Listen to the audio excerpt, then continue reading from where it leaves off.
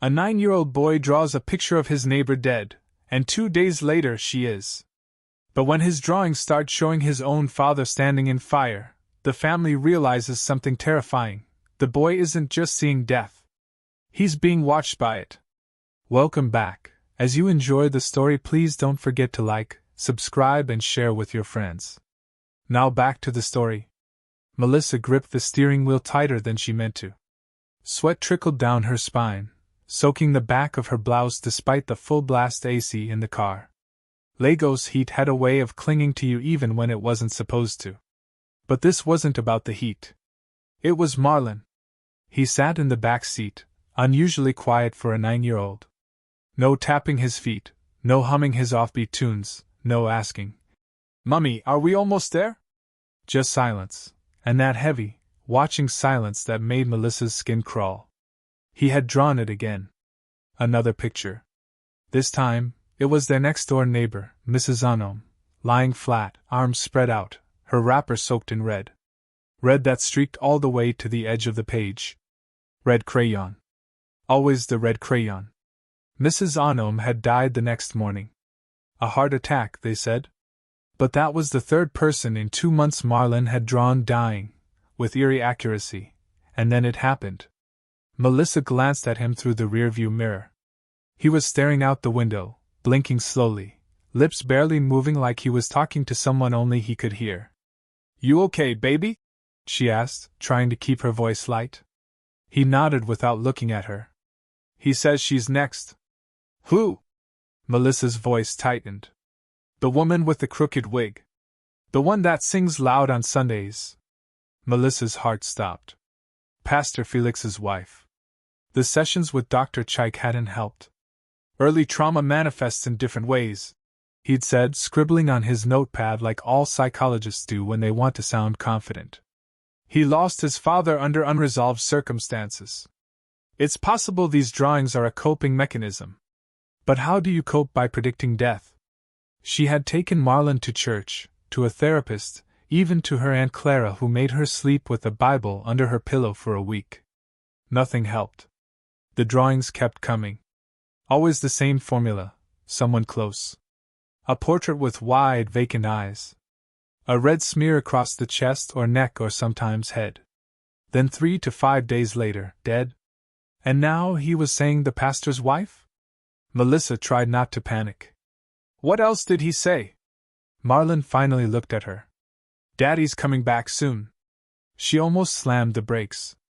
Melissa didn't talk much about Marlon's father. Ethan had died 2 years ago. Or so they thought. It was a rainy Thursday evening when the police found a charred car under 3rd Mainland Bridge. The body inside was burnt beyond recognition. All they had to go on were the dental remains and his wallet, half melted but still holding Ethan's driver's license and bank cards. Closed case. Tragic accident. Nothing more. But then 3 weeks ago, Marlon started talking to someone in his sleep. Not talking, arguing. Crying. Whispering. Melissa would sneak into his room and hear him saying, "I can't tell her. She'll get mad. You said you were dead." When she'd asked him in the morning who he was talking to, he would just say, "Daddy."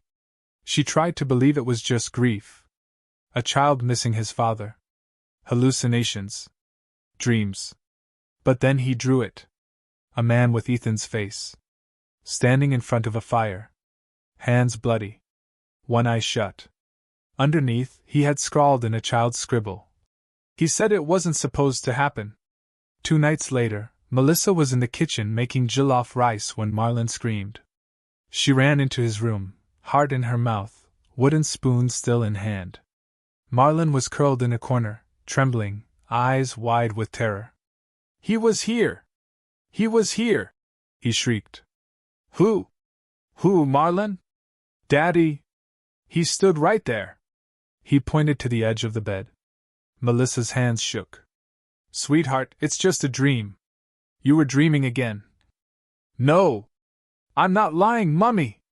He looked at me and said, "You have to finish what I started." Then he disappeared into the wall. Melissa stared at the spot he was pointing to. There was a handprint. A faint, reddish handprint on the wall. Smudged. Like blood that had been partially wiped off. The next day, she didn't go to work. She took Marlon straight to the police station in Acadia. She asked for Officer Daniel. He was the one who had handled Ethan's case 2 years ago. The officer that had given her the worst night of her life. He still remembered her. "Ma'am," he said cautiously, his eyes narrowing as she unfolded the latest drawing Marlon had made. "This again?" She laid down 3 others. All of them had matched previous victims, friends, neighbors, colleagues. "This is not a game. I think my husband is alive. I think he faked his death." Officer Daniel frowned. "We confirmed dental records." "I don't care. Something is not right. Marlon is seeing him. And I found this." She pulled out a folded note. "I found this under Marlon's pillow this morning. It was written in Ethan's handwriting. Protect the boy. If they find him, it's over for all of us." Daniel read it twice. He looked shaken. "Who is they?" Melissa's voice cracked. "I don't know."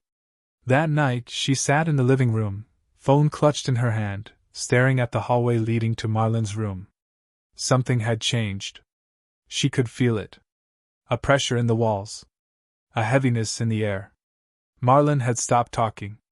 Just sat in his room and stared at the corner by the window. For hours.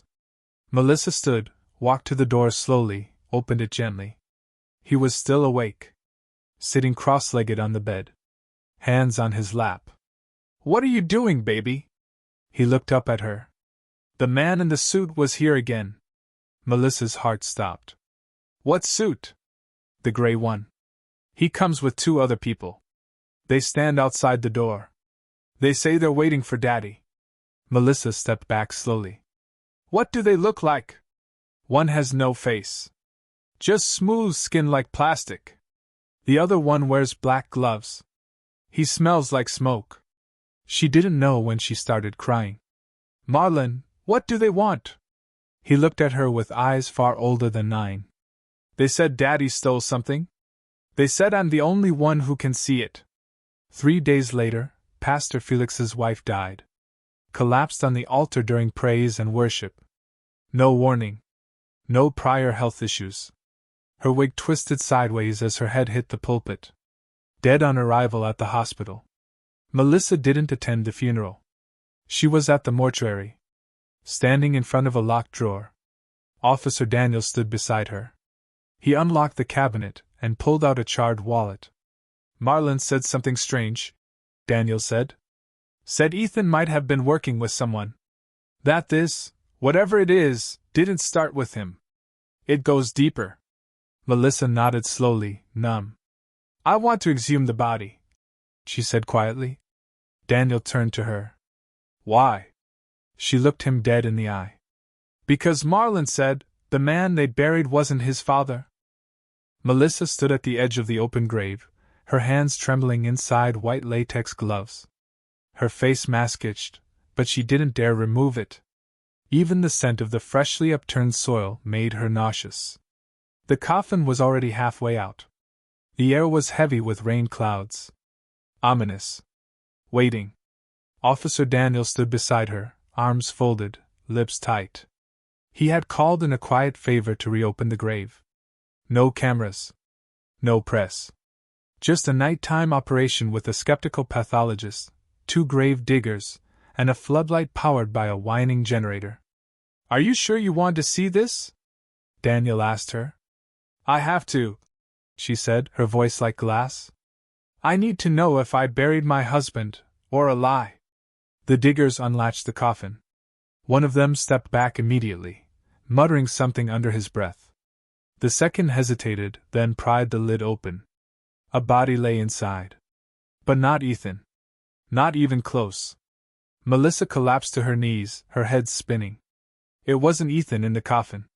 This body was much older. Skin tone darker. Dental pattern didn't match. The ring on the finger? Different. Whoever this man was, he had died in Ethan's car.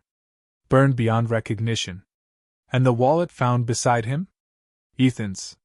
Daniel bent over the coffin, flashlight beam steady. This was staged, he murmured. Melissa clenched her fists. He faked his death. Ethan lied to all of us. Daniel nodded grimly. But the question is why? Back home, Melissa couldn't sleep. Marlon had stopped speaking entirely. Just sat in the living room staring at the front door, as though expecting someone. Aunt Clara had moved in to help, but even she was starting to crack. Melissa, this child is no longer normal. He doesn't eat. Doesn't blink. And he keeps drawing that thing. The drawing was on the floor again. This time it showed 3 people in black suits, faceless, standing over a sleeping boy. A 4th figure hovered above, tall, wiry, with fire in his hands. Underneath, in red crayon, Marlon had scrawled, "He took something that doesn't belong to him. They want it back." Melissa didn't know if it meant Ethan, or Marlon himself. The next day, Officer Daniel took Melissa to a warehouse in Ajigunle. This place was leased under Ethan's name 6 months before the accident, he explained. But it was never disclosed in the investigation. The address was hidden through 2 shell companies. The warehouse looked abandoned. Corrugated iron rusted. Windows cracked. A strange silence sat over it like a warning. They pushed open the main door. Inside were crates.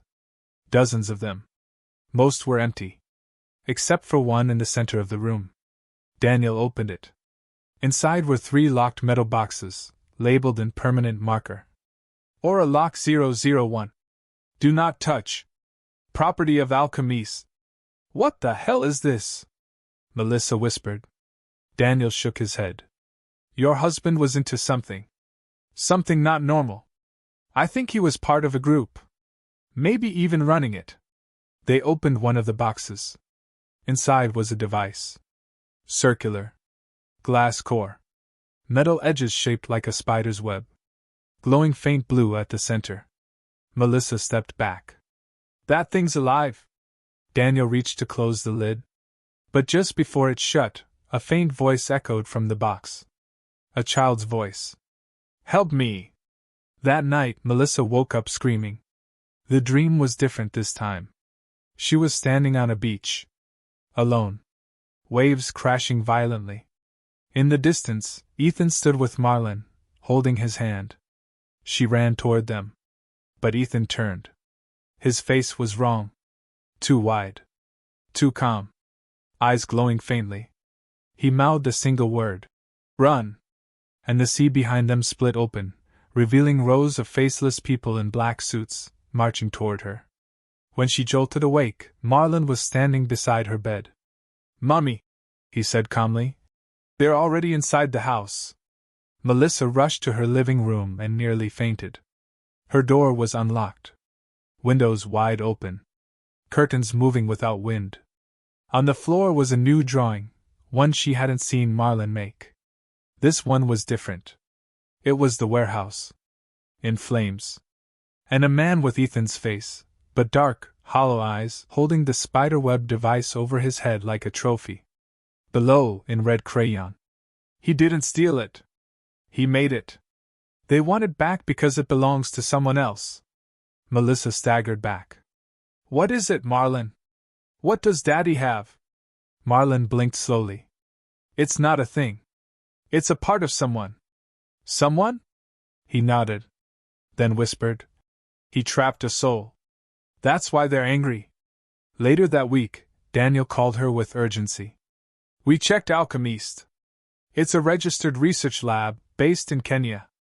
But they went dark last year. All staff terminated. Their top scientist? Ethan Jonathan, your husband. Melissa dropped the phone. That same evening, the lights in their house flickered. The air turned icy. Marlon screamed from his room. Melissa rushed in, only to find him gone. Window open. A drawing on the floor. This one was blank, except for one word in the middle. Time. She screamed for him. Searched the building. Called the neighbors. Called Daniel. Called Aunt Clara. Nothing. No one had seen Marlon leave. At 2:14 a.m., the doorbell rang. Melissa ran to the door. There was no one there. Just a package. A burnt envelope addressed to Melissa Jonathan Urgent, don't trust him. Inside was a photo. Marlon. Tied to a chair. Behind him. Ethan. Very much alive. Smiling. And standing next to a man in a gray suit. Faceless. Melissa stared at the photo in her trembling hands. Marlon. Her boy. Tied to a chair. His eyes swollen from crying. Behind him stood Ethan, her husband. His face was calm. Like nothing was wrong. But what made Melissa's skin crawl was the figure beside him. The man in the gray suit. No face. No expression. Just blank, smooth skin, like wet plastic stretched over bone. Aunt Clara gasped when she saw the picture. Yezu! What in God's name? Melissa snatched her car keys. I'm going to find my son. She met Officer Daniel behind the church where Pastor Felix's wife had died. He'd brought the photo to a digital forensic expert. The result? It was taken 2 days ago. Locations hard to trace. It was edited to remove background metadata. But see this corner. He pointed to a reflection in the glass behind Marlon's chair. That's an old Eco Distribution Company logo. They used to own a substation in Apapa. Shut down since 2016. Melissa gripped the photo. Let's go. Daniel hesitated. Melissa, listen to me. You don't know what you're walking into. This thing, whatever it is, it's not just about your husband. I think he was working with them. Maybe still is. Her jaw tightened. Then he's going to tell me why. The compound in Apapa was a mess of weeds, rust, and thick silence. They parked the car 2 streets away and walked the rest of the way on foot. Melissa's heart pounded so hard she thought it would shatter her ribs. As they approached the old substation, the silence thickened. No dogs. No cars. No mosquitoes. Just stillness. Daniel pulled his gun. Melissa had a torchlight in one hand. Her other hand clenched the necklace Marlon made her last year, just before his nightmares began. They pushed through a side gate. And stopped. There was a light on in one of the buildings. Soft. Faint blue. Like the glow of a breathing machine. They crept closer. Inside was a glass room with one chair. And on that chair was Marlon. He wasn't tied anymore. He sat motionless. Eyes wide. Blank. Melissa rushed to the door. But when she touched the handle, her body jolted backward like she'd touched a power line. She hit the ground, dazed. Her ears rang. Daniel crouched beside her, shouting, but she couldn't hear him. Through the glass, Marlon slowly turned his head toward her. And smiled. Melissa's blood ran cold. That wasn't Marlon's smile. Back home, Melissa cried all night. Marlon was retrieved from the facility, after a power outage tripped the security field. He walked out on his own. Calm. Too calm. His voice different. Slower. He didn't recognize Aunt Clara. He didn't call Melissa Mummy. He called her Mel. That night he didn't sleep in his room. He stood in the hallway for hours, whispering to someone who wasn't there. Aunt Clara begged Melissa to take him back to church. To Pastor Felix. To anyone. Melissa called Dr. Chike instead. They scheduled an emergency scan. At the hospital, the MRI scan revealed something terrifying. Marlon's brain showed 2 overlapping electrical signatures. One was his. The other wasn't. Dr. Chike turned to Melissa. I don't know how to explain this. It's like there's a second consciousness sitting inside his neural patterns. But dormant. For now. Melissa stared at the screen. What did Ethan do to my son? The next day, the nightmares began again. Marlon would wake up screaming in a voice that wasn't his. They're coming for me. They know I remember now. Other times, he'd speak calmly, talking about things he shouldn't know. Nuclear codes. Physics equations. Maps of places he'd never been. And once, in the middle of lunch, he said, Daddy lied to them. He said I wouldn't survive the transfer. But I did. Now they want him dead. Melissa dropped the plate. Who are they, Marlin? He looked at her, eyes eerily still. You already met one. The man in the gray suit. That night, Daniel called. We found something under Ethan's name. A private digital vault. Encrypted. But we cracked one file. Melissa listened, heart pounding. It's a confession. She drove to Daniel's office at once. He played the audio. Ethan's voice. Clear. Tired. Frantic. If you're hearing this, it means I failed. I didn't want it to end like this. They were never supposed to use Marlin. He was just a backup. An empty vessel. But the system, Aura, it bonded with him. Took root. I tried to stop it. That's why I disappeared. I had to burn the lab. Destroy everything. But I was too late. The gray ones, they're not human. They were created to protect the Aura system. But once it went live, they couldn't distinguish between host and threat. They see everyone as a threat now. If you want to save Marlin, find the other piece. It's buried with the wrong body. Melissa drove to the cemetery herself that night. She carried a flashlight and a shovel. The rain was light but steady. Thunder rolled in the distance. She didn't care.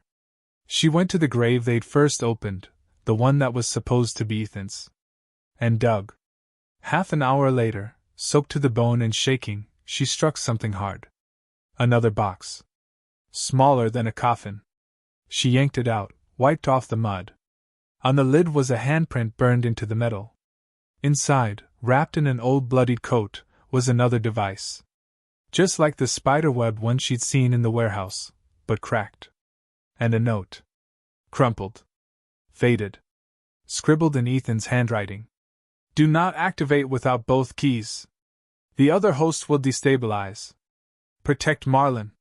They'll use you to find him. When she got home, the house was dark. Too dark. The lights didn't turn on. And then she heard it. Footsteps upstairs. But everyone was supposed to be asleep. She crept up slowly, flashlight gripped tight. At the top of the stairs, she heard Marlin's voice. Not crying. Not scared. Talking. Yes. She has it now. We can begin. Melissa's heart froze. She pushed open his door. And saw Ethan. Alive. Whole. Standing at the foot of Marlin's bed. Mel. He looked older. Worn. His eyes full of pain. She didn't speak. He held out his hands. I'm here to explain. I swear. But you have to give me the device. Before they find us. She stepped back. You lied to me. You let me bury someone else. You let me grieve you. I had to disappear, Ethan said, tears in his eyes. If I didn't, they would have used me to track him. Marlin he's not just our son anymore. Then the bedroom window exploded. And the man in the gray suit stepped through the broken glass, silent, expressionless. Behind him were two more. One raised a hand, and the walls began to shimmer like heat waves. Ethan screamed, pulling something from his jacket. A pulse of blue light shot through the room, and the gray men froze. Just for a second. Melissa, run! The world slowed to a crawl. Melissa couldn't move. Couldn't scream. Couldn't even think. 3 gray ones stood in her son's bedroom, expressionless, faceless, and glowing faintly. Their skin pulsed like they were made of molten plastic.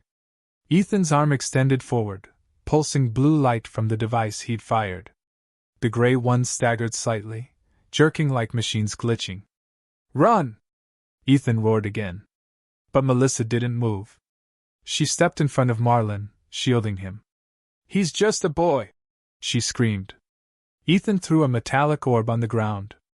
A small explosion of blinding white light knocked the gray ones backward, and the window shattered inward from the force. Move! He shouted. Melissa grabbed Marlin's arm and bolted downstairs. Ethan followed, panting.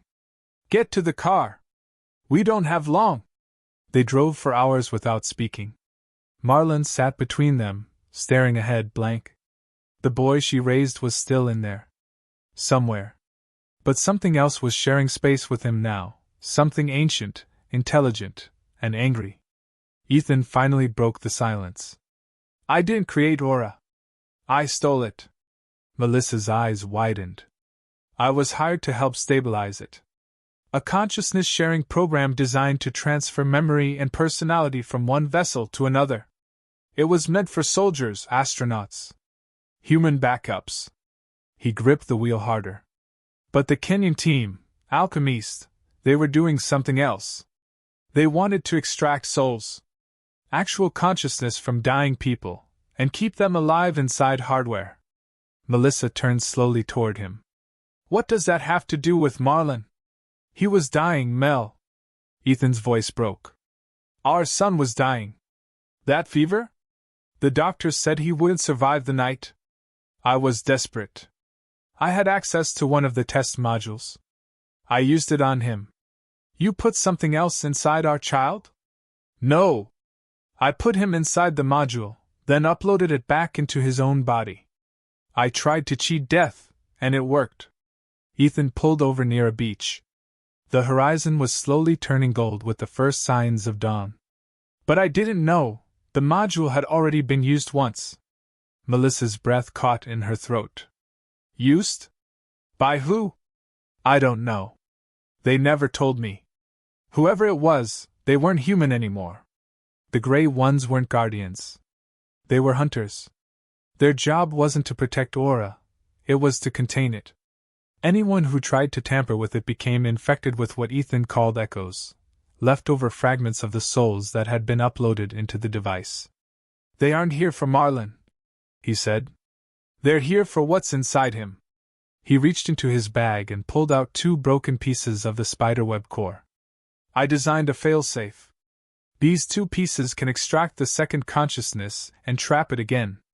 But it needs to be done carefully, or it'll kill him too. Melissa's lips trembled.